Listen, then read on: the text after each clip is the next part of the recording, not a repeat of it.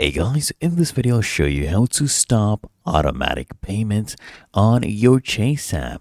So the first thing I want you to do is launch the Chase app on your mobile phone and you should see all your different accounts, okay?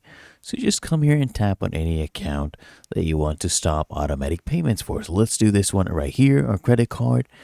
And as you can see right here, we have some payments due. So what I'll do, I'll just tap here on show details. And there you go. You see this? Automatic payments are on. All you need to do is tap here on manage. Okay. So tap on manage. You'll be redirected to this page. And as you can see, autopay is on.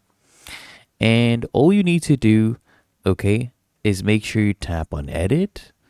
And then you just tap on turn automatic payments off. Okay, that's all you have to do.